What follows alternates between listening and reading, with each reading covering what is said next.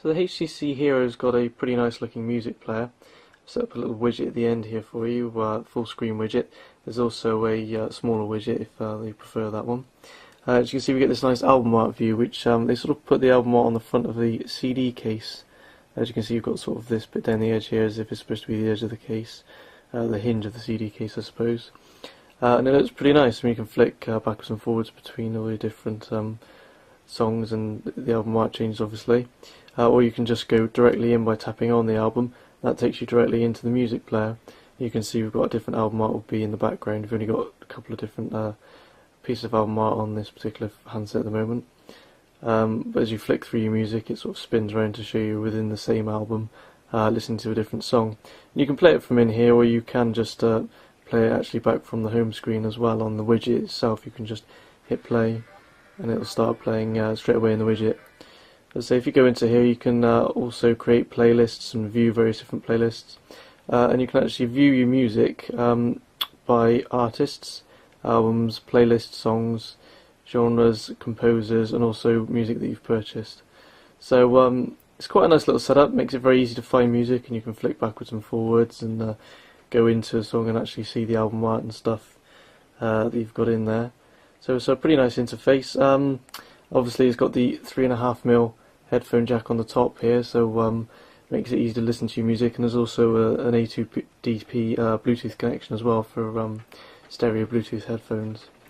The only problem with the music player is there's no equalizer of any sort, so you're very limited on settings and how you want to listen to your music in terms of how it sounds.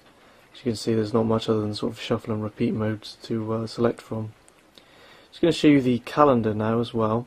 If we just hit this icon here, it takes us straight into the calendar, a nice little shortcut. And every day with an event on has this little triangular piece in the corner. So we just select today, we can see today's view and today's events. From there you can just go in and see what's happening in that event and various event information. If we go back, you can see at the bottom here we've actually got a weather details for today, and we've got the same for the next few days as well, probably the next 4 or 5 days I think it is. It actually goes up to shows you the forecast details, so you can actually see how the weather will be on the day that your event's taking place, which is also quite nice. And again, there's a nice widget for this, so say we didn't want the music widget, we can just press and hold, drag it down to the bin, and we can stick the calendar widget up.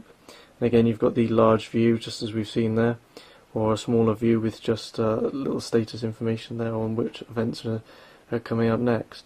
If we go for the larger one, you can see it sort of overlays it on my background here and has the true date up on the little calendar at the top here, which is pretty nice. So there's never actually any real reason to go into the full calendar application. You can just stay within the widget really for most of the time that you're using it. Overall though, very nice little application. As I say, there's not much else we can show you. Here's the Twitter widget. Again, you can just scroll up and down quite easily. It's very nice and fluid. You can just tap on there to add in your new tweets and such, or you can tap directly on the widget to go into it. We just, I think it's actually down here. That'll take us directly into the Twitter application there, and again you can just enter on through and put in your status updates, or you can even use the search button down the bottom here to search Twitter, which is quite handy. And then you've also got various different views. You can just view all tweets, replies, direct messages to you, and also favourite tweets as well. So it's quite a handy little application. This is pre-installed. This is HTC's Peep, as they're calling it. And also you get a nice little notification of a little bird at the top when you get a tweet, which you might have seen earlier on in one of the earlier videos. It's a nice little application. As I say, with regards to this search button at the bottom here, it can be used anywhere really. I mean, from the home screen we get a Google search here. You can also use it in the email application. So if we just tap on the mail here to open that up, and if we go back to the inbox, sorry, we can just search the inbox here, just for bringing this up, and that allows us to search mail using the search button. So it's a pretty universal search, and again you can even go into text messages and use the search button in there. It'll bring up search messages, and you can search through even SMS, which is quite handy. And then obviously the other one is the people menu. You can use a search in here the smart dial, sorry on that one. If we go into the actual people application, then you can bring up the search and just search for your contact that you want to speak to. So it's quite handy, and it's quite nice that it works universally throughout all the menus as well. Just opened up the Google Maps here, so you can see another cool function of the search button. If we just hit it from here, it allows us to search for local places. For example, you can search for somewhere to get pizza, or obviously search different entertainment or restaurants and things like that, which is quite neat.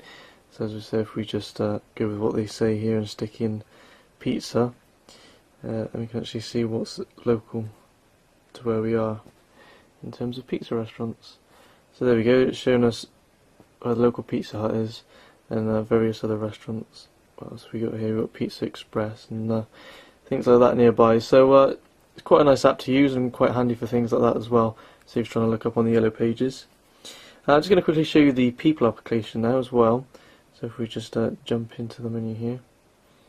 As you can see, we've got quite a nice selection of made up contacts here for us. If we just pop down to Peter Griffin here, you can see various details. As you see, we've got this little 2 here, which is by the status updates for Facebook, and we've got updated photos and updated profile on Facebook, so we can go into the more detail on those.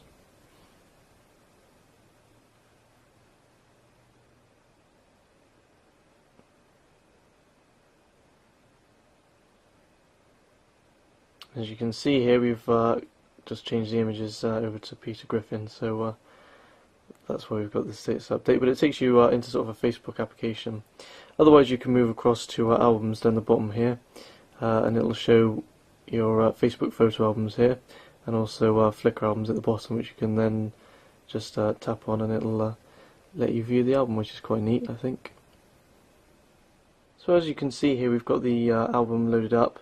We can just flick through as if it was even an album on our phone, or we can flip horizontally and look in landscape mode. We can tap on an image and view it full screen as well, and then flick through.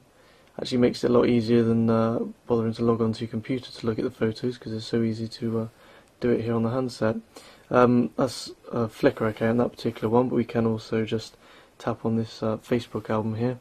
And again, we get the same thing where we can just tap on the photos and just flick through and look at them all. And again, you can use all the pinch gestures just as you'd expect to be able to, and just flick through like any normal photo album on the actual phone itself. So it's quite a handy application. So you can see all your updates and stuff, and you can move backwards and forwards and see different details on that particular person. So any emails from that one person, for example, will come up here, and all SMS conversations with that person here, and then all their details and stuff. So it's quite a nice little application to use. Makes it very easy to keep track of all your calls with that particular person, call history and everything as well, rather than to go looking through all your contacts and all your call history to find particular calls from one person. It just collects it all into each person's contact entry for you. So it's pretty nice. Just look as well, we've got this favourites menu here, which you can set in the people menu. And you can just, from this widget, scroll up and down through your favourite contacts, contact images, and dial them either by just clicking their face. You can choose from all the different contact options on their contact profile, so email, SMS, or phone, for example. Or you can set this icon here, default, to be different for whichever you're most likely to contact the person with. So if you've got someone that you email more often, you can set them this little email icon, which, oops, just missed that one. If you actually tap the email icon, it'll take you directly into an email, and you can choose which you want to compose the email with. Or you can just set this one, for example, set up for SMS. So if I just tap, oops, again, tap the wrong bit, tap that icon there, then it'll go straight into an SMS message for me. Or for example, if I wanted to dial someone straight away, this icon here at the top has been preset with the default, can I get the right bit, default to call Boris Yeltsin there, which we don't actually want to do. So yeah, it makes it very easy to just quickly dial or text someone depending on what you're most likely to do with them, or just hit their profile picture and you can choose exactly what you want to do directly from their contact entry.